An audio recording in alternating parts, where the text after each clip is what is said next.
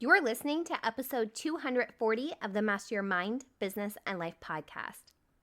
Today's guest had me re-evaluating my life, and I am 100% serious about that. In fact, after our conversation, I even told my kids about it, and they began to consciously think about sugar in a whole new light. This week's guest is passionate about helping us break our mostly unconscious love of sugar. Michael Collins is the founder of sugaraddiction.com and Quit Sugar Summit, as well as the past chairman of the board and current board member of Addiction Institute. He has been completely sugar-free for over 30 years and has worked closely with others to help them regain lives ravaged by this addictive product. Before we meet this week's guest, it's time that we highlight a review from Apple Podcasts.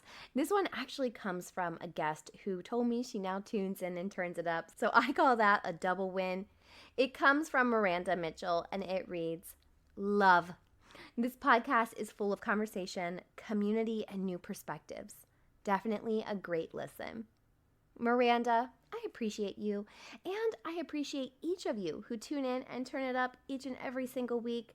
If you didn't know, we offer Life Mastery Conversations on Wednesdays, a mini segment called Fuel Your Life Friday on, you guessed it, Fridays, and our newest storytelling series on Sundays called Awaken Your Soul Sunday. I love holding this space on this podcast, and your ratings and reviews help us get into the homes, cars, and earbuds of many. If you'd like to have your review featured, simply leave a 5-star rating and review on Apple Podcasts, Stitcher, or similar. While you're listening today, be sure to take a screenshot, share that you're listening, put that on Instagram stories, tag me in it at MindBizLife, and let's start a conversation. All right, now that we've covered all of that, are you ready to meet Michael? You know what to do. Tune in, turn it up, let's go. You're listening to Master Your Mind, Business, and Life. Conversations with everyday world shifters, truth seekers, and rule breakers. Here's your host, Lauren Smith.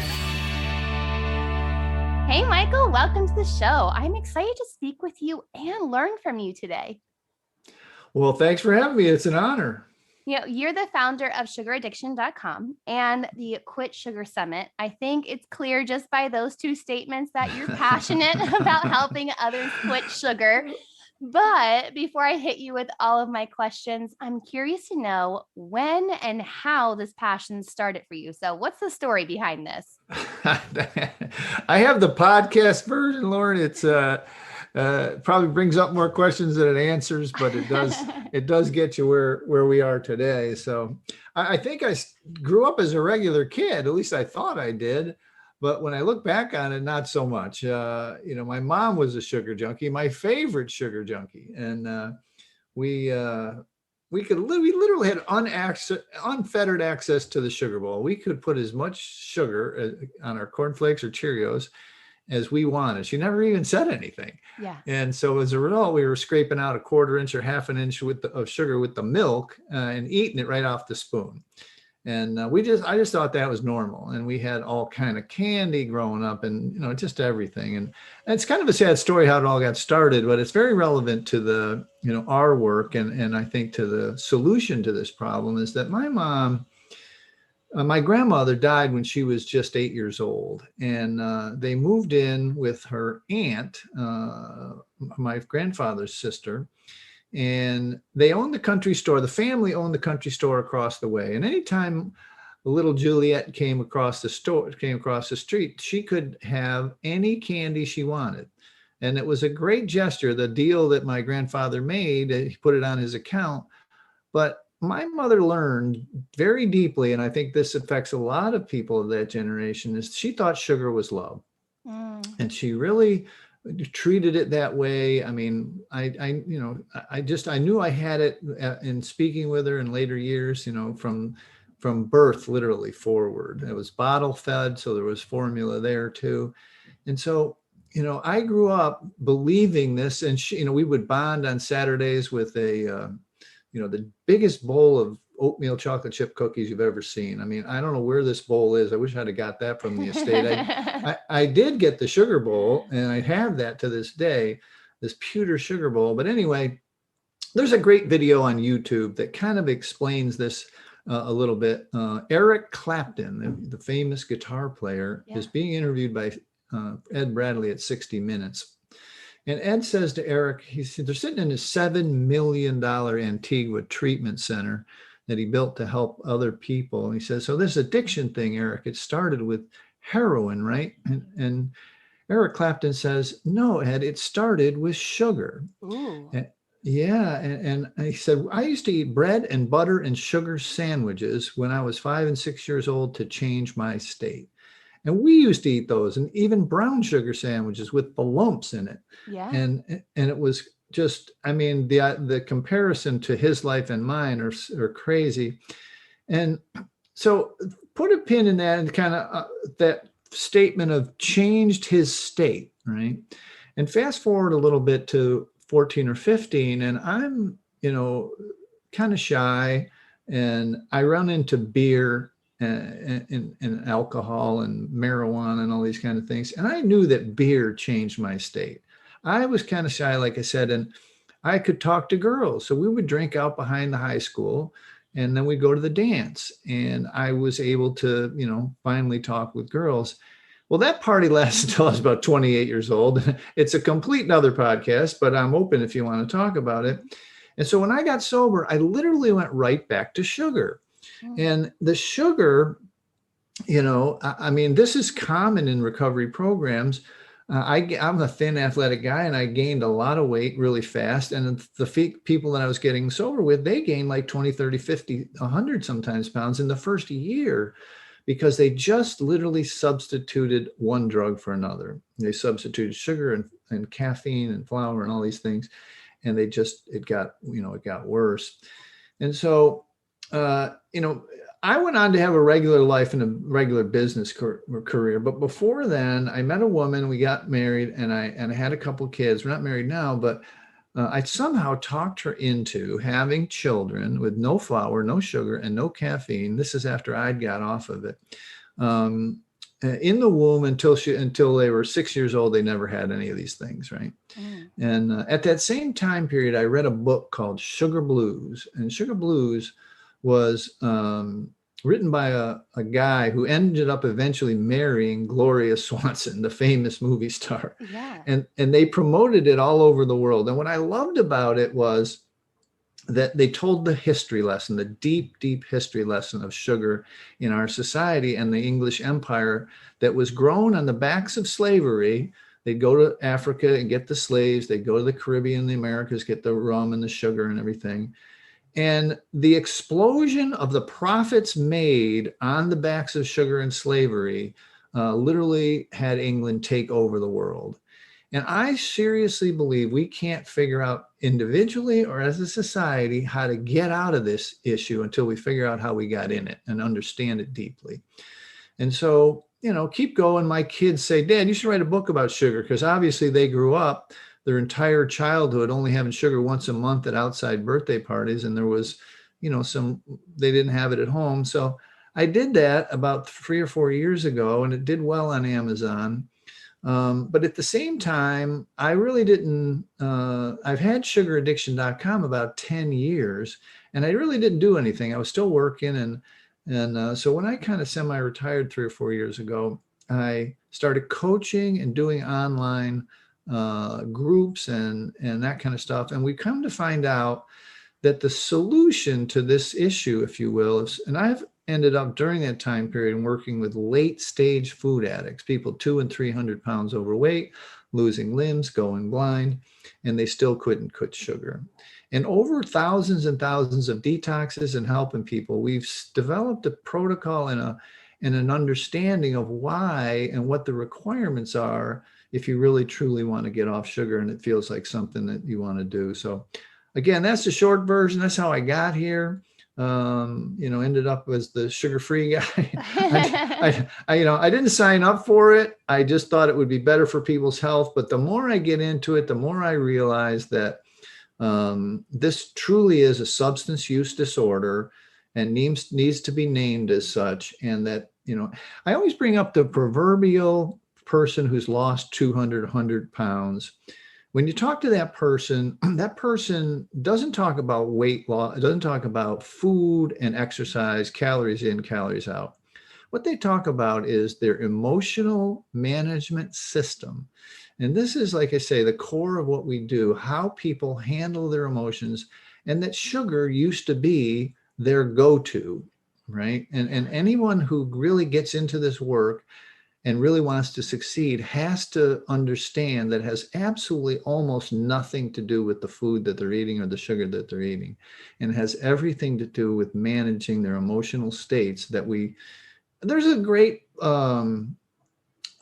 there's a construct in drug and alcohol world. If you started using drugs and alcohol at 14 or 15, you stopped growing emotionally, right? Right. And this is very well known to practitioners of that and people in recovery. Your finances are a mess, your life's a mess, your relationships are a mess, your career. You just don't do well because you don't handle problems well. You drink or do drugs. And like I said, that proverbial person who's recovered from sugar and processed food addiction has the same exact story, where they had to start dealing with old trauma. They had to start dealing with new daily stressors in a way that was not sugar and flour, a way that basically our moms taught us to do when was the last time you saw a movie where a woman got dumped and didn't have an ice cream party with I her know, girlfriends? right? Yeah. So yeah, that's the short version. I mean, I can answer any questions and whatever, but I like to get that out because it is a little bit of a different paradigm. I'm really thankful that you're having me on. Podcast setups, the arc of 30 to 60 minutes gives me time to explain this emotional component of it. And that's a little bit different than people in the $72 billion diet industry have ever proffered, because they just don't get it. They don't see it. Yeah. But now I've seen so many success stories. Genius is just pattern recognition. I see the patterns over and over and over again. So yeah, no, we don't have a meat is murder or friends don't let friends drive drunk. We don't have something that instantly tells the story. So it does need a little setup. So thanks for having me. No, I love that. Well, I like the whole Eric Clapton reference, because what I think you just brought to life is that we've all heard that marijuana is the gateway drugs, or even alcohol is, but it sounds like sugar is the actual gateway drug. So how do we even begin to tackle this sugar addiction? Wow, what a great question. Yeah, I get a little pushback on people in their understanding of that. Yeah, I do believe that sugar is the gateway drug, the number one gateway drug, because unconsciously we realize that I can feel just a little bit better if I ingest sugar, no matter what the circumstances in my life. And so the idea that marijuana is the gateway drug or alcohol is the gateway drug or whatever, just not true. I mean, this stuff passes the placental barrier. I mean, in scientific terms, this is all about, and this is, an extension of the story of the emotional and brain reward chemical component. In scientific terms, the dopamine, your dopamine receptors are down regulated. They're thinned out. You have less of them. They're affecting the nucleus accumbens, the dopamine, serotonin, norepinephrine, GABA, your adrenal glands, and your endorphins, and the big one, oxytocin, the bonding chemical. All of these are affected by sugar. And the more the science explodes, and it has truly, truly exploded in the last 5 years, I mean, genuinely exploded to a level that is, they slide you in an MRI, and they can see their brain chemicals lighting up just like alcohol and drugs. Wow. And now we have on the other side of the fence, the great giant food producers doing the same thing, trying to figure out the best, most addictive, most brain reward products that they can come up with to help move this, to move their profits and whatever.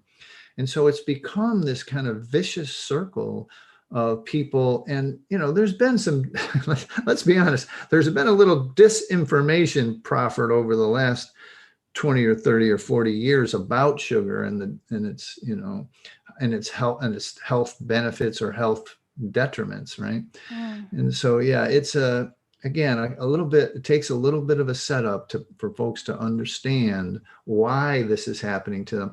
Here's the thing. Look, every diet book worth the paper it's printed on says quit the white stuff, right? It Yeah. says quit flour, quit sugar. And in South Beach, I mean, I can name 20 of them, but they're all the same. They have other things, other diets, but they all say quit the sugar, quit the white stuff. Anyway, when they do that, what happens is they can grit and bear it. They can white knuckle it, like exercise a little bit and lose a little bit of weight. But what happens, and this is scientific lore, this is scientific proven fact by hundreds of peer-reviewed studies, that most people, 90+%, they lose any amount of weight, gain it all back in the first year. Wow. And then some. And that, like, they add interest. There's even a CDC study of the Biggest Loser contestants where it's like all but one or two gained all their weight back. And those folks started out, good sized. Yeah. And so this, the understanding of why this is, and it's exactly what we've been talking about. You can white knuckle and grit and bear it for 60 or 90 days and lose some weight. But when a divorce comes along, when a financial crisis, when a pandemic comes along, when something comes along at 6 months or a year, you fall back to that emotional management system and you just, you gain the weight back. So there's a lot of anecdotal evidence, but now this is truly becoming peer-reviewed science, and it's kind of getting exciting for us over here. But yeah, I mean, that is kind of exciting. And it makes you wonder too, if like we know the impact, or we're now learning on a larger scale the impact of sugar. It almost makes you wonder, when is that shift going to happen then in the food? Across the nation, even, because I still find it like really sad that I can go in and buy a pack of Oreos and it's cheaper than buying, some grapes. And it's like, why? But and so many people then get stuck in this system of eating this junk food because it is cheaper. It's cheaper to get that versus organic produce sometimes. Or that's the mindset, right? Of like, well, this is what I grew up on. It's easier for me. And then stepping out and learning how to change that pattern is tough in general. So what do you think? Like, do you think there's going to be a shift in America specifically when it comes to sugar in the future and how much it's in our food? yeah, no, good question. One of my mentors says we are in the beginning of a tectonic 30-year shift, like drinking and driving, smoking in public, condoms in bathrooms, seat belts in cars. I mean, we're very early in this. And, when science says, for all those things that I just mentioned, that that society needs to change, then it happens, right? And so that's where we are in the sugar thing. And it's culturally, it's been ingrained for 300 years to every celebration from birth to death with sugar, and every holiday. And now 85, like you say, 85% of the food products in the grocery store have sugar in them. Crazy. If they're in a box or a bag or a can. It's like I said about the history story, the history lesson of the slavery. If you look back after World War II, we had K rations for the troops, right? So companies were created so that we have potable food for the troops.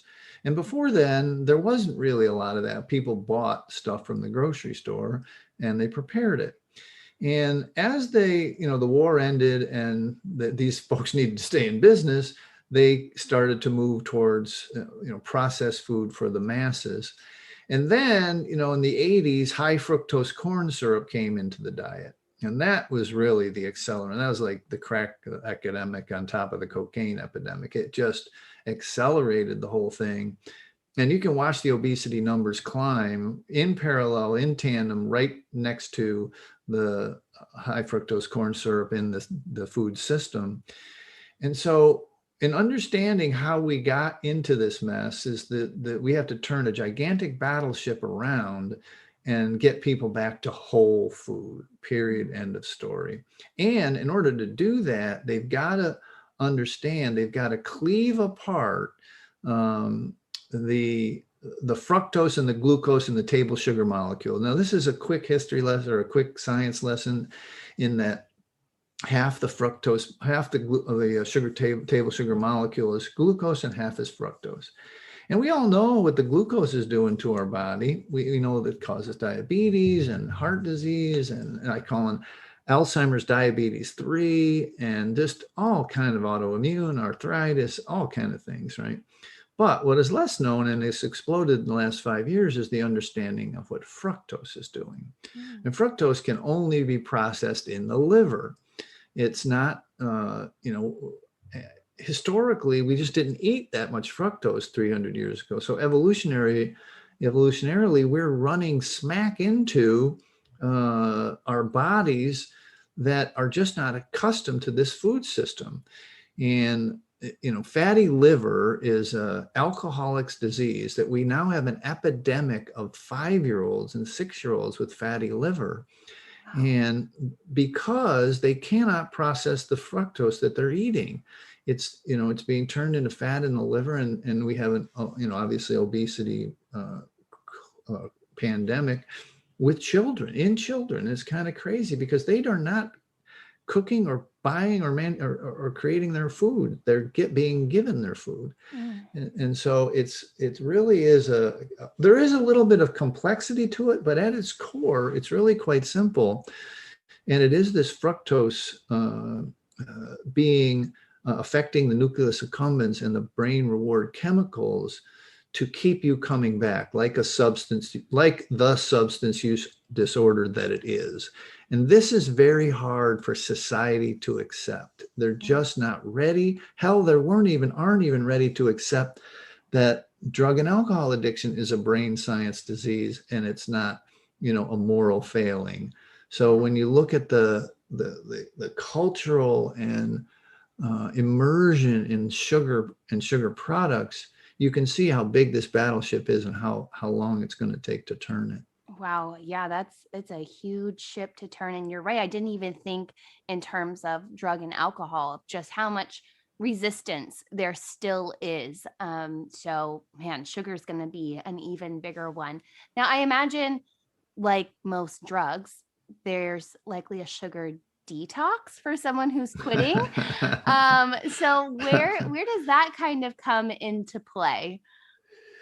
Well, it's, you're old enough to remember the comedian Rodney Dangerfield? Yes. So Rodney had a tagline, "I get no respect. He'd pull on his red tie and say, "I get no respect." And sugar gets no respect as a psychoactive drug. And so, the idea that sugar is causing all this as a psychoactive is just not accepted or acceptable yet. And so, yeah, it's going to be a long time before that is an awareness that people are ready to accept. Yeah. I see this all the time of like quit sugar for 7 days, 14 days, 21. Is that like really helpful to do these like little challenges? Does that lead to long-term success?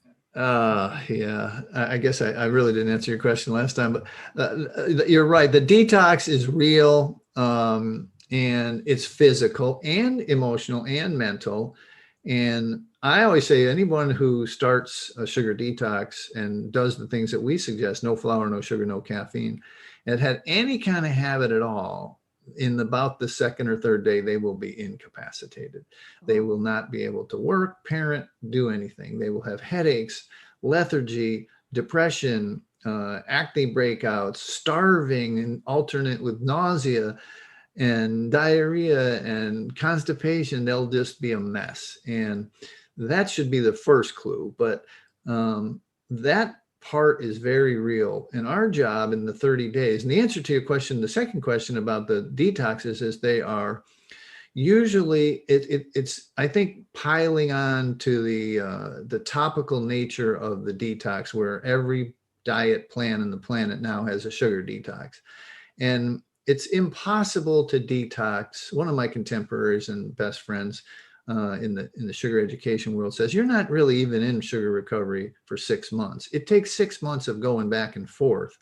So there's no real detox unless you understand the stuff that we've been talking about earlier, where you're trying to understand your emotional attachment, your emotional use of this drug.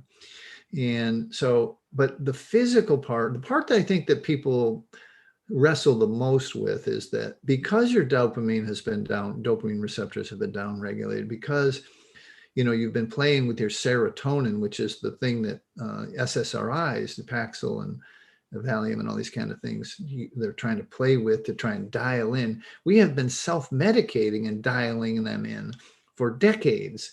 And then when you stop, it's like going through a withdrawal of an SSRI. Now, I'll get a lot of hate mail on that one, but I do see it. I do see that this withdrawal period is real and physical and difficult. And if people don't realize what's coming and don't have a guide, the 21 days, 30 days is not going to help until they do this. They install during the process an alternative emotional management system, be that walking or yoga or a hug or call a friend or a massage, some kind of self-care that creates dopamine that is not sugar or flour or caffeine, that is something that is something that requires effort. The 10 million years of evolution has installed in our original operating system to manage those emotions. If they don't understand that construct, if they don't make that a priority in their recovery, it doesn't matter how long you detox for. Because remember the statistics of people being able to do very well for 6 or 8 months, and then once something comes back up, they gain the weight back, and they gain it back because they return to an old, antiquated, substance-driven emotional management system that just no longer serves them. Wow. So what about for someone who may be listening and they're like, okay, Mike, but I'm not overweight, right? Like I'm fit, I'm in shape, but I still have, occasional sweets and I have flour. What is that doing to their body that they just may not see? And I know we've had other health experts talk on the gut a lot. How is sugar affecting the gut? Yeah, no, I always go to that, and now what do they call those things? Acronyms or whatever. TOFI, thin on the outside, fat on the inside. Oh yeah. I mean, I've literally like a skinny had fat. Yeah, the fat around their organs is gigantic. I mean, it's pressuring it. It's fatty liver.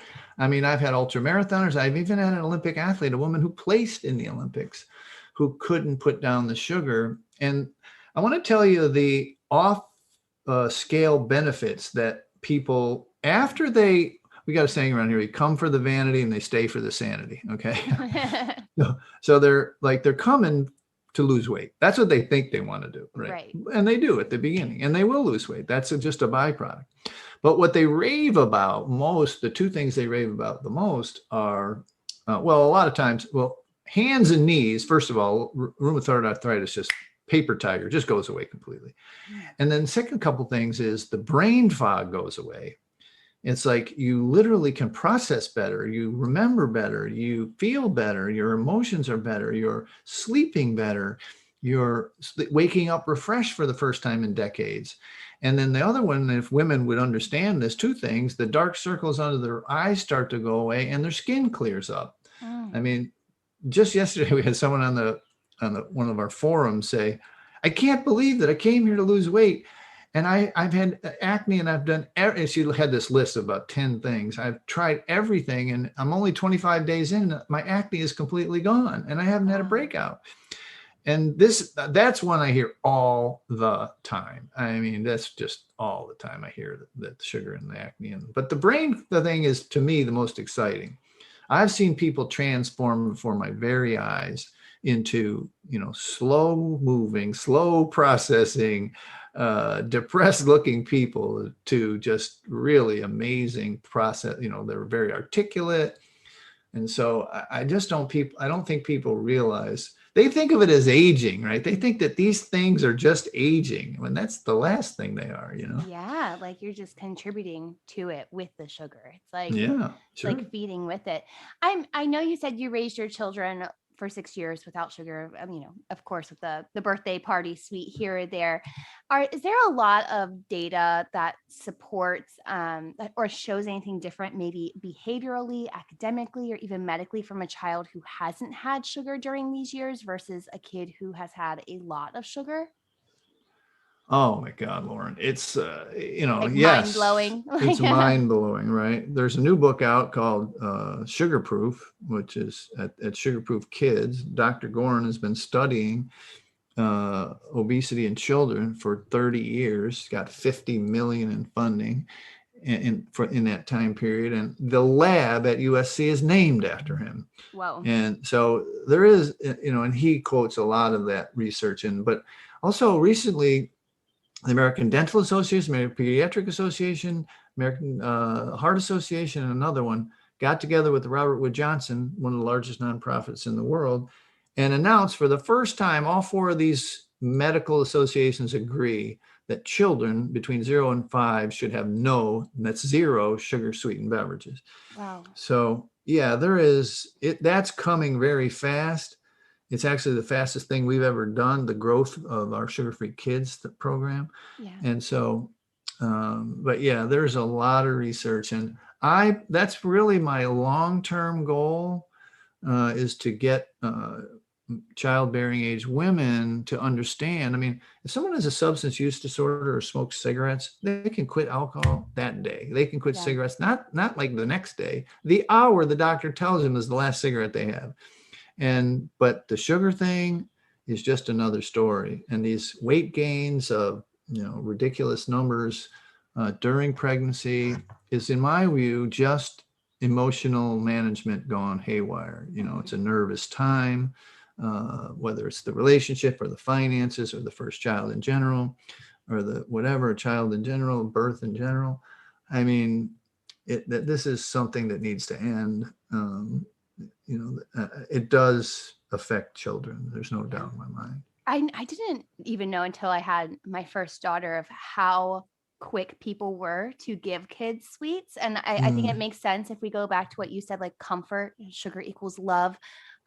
We didn't allow my oldest daughter to have sugar. I think the first time she had anything like sweet aside of fruit was for her first birthday. And she didn't like it. Like it was like Nice. immediate, like, like no. And now she's 11, like doesn't like soda. She'll grab a bottle of water. She doesn't like sweets. And I am almost convinced it's because for the first couple years of her life, we just didn't allow it. It wasn't like something that we gave her all the time, but I remember her being like 8 or 9 months old and cutting a new tooth, and someone immediately was like, oh, like, here, just give her a little bit of my milkshake, or something like that. I'm like, no, she's good, thanks. Like, but it was automatically give her something sweet, she'll feel better, like that was always the mindset. So I can see it, and I don't know, maybe she just is a child who doesn't like sweets, but I really think that not introducing it kind of helped in our case. Right, exactly. Oh, it's so fascinating. Well, Michael, I know you have so much more to share, and we're getting tight on time. So where can our audience go to connect with you further and learn more from you?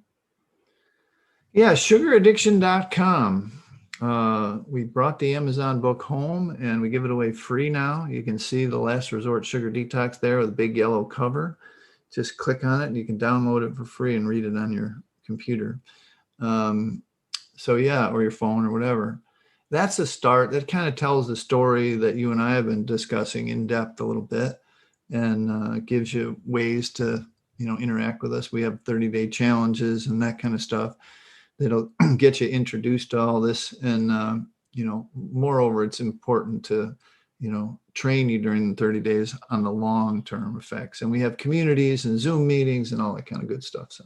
Oh, wonderful. Well, I will be sure to link that in this week's episode notes. Michael, you're what I like to call a world shifter. You're doing such important work. Thank you for joining me today. Well, thank you for having me. I appreciate it. You keep up the great work. Michael is so full of wisdom. I mean, seriously. I'm diving deeper into my own personal addiction to sugar, and I encourage you to do the same if you feel called to. Be sure to connect with Michael. I've linked his website and social channels on this week's episode notes found on mindbizlife.com. I'm back on Friday for another episode of Fuel Your Life Friday, but until then, remember, every level of life is an opportunity to grow. Be well, my friend.